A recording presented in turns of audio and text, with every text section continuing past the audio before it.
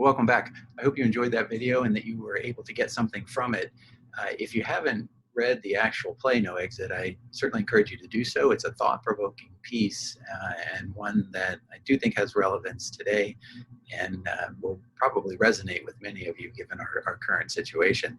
As I indicated earlier on, I do have a sock that bears the Hell is Other People logo and the nice flames here. I put those on every once in a while when I'm expecting a rough day and some pushback, and it kind of makes me smile just to have those underneath my pant legs.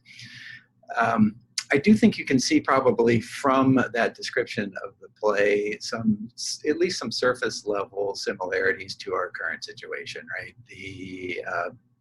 The fact that many of us are confined in close quarters with a limited number of people, and it seems in some ways as if we can't escape that.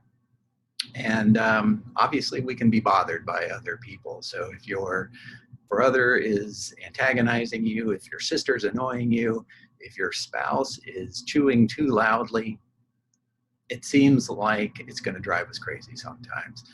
And in that very superficial way, I think oftentimes we can find ourselves thinking, yeah, hell is other people, and these are the people that are making my life hell.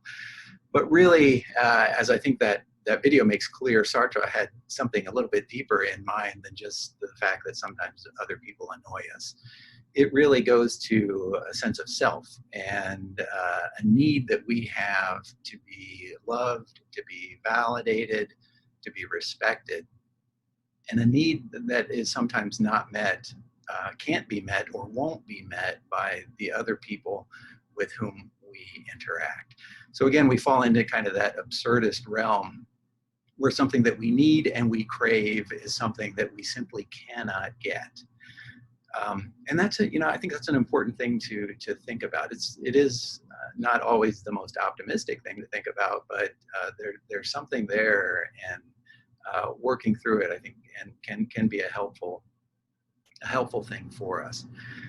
That's not what I want to leave us with, though, because as I have sort of observed what's been going on with the pandemic, a phenomenon that seems to me to speak to this question of absurdist philosophy and the notion that hell is other people is actually not directly related to the pandemic itself, but is an offshoot of it. And that's the question of wearing masks, and whether you choose to or not.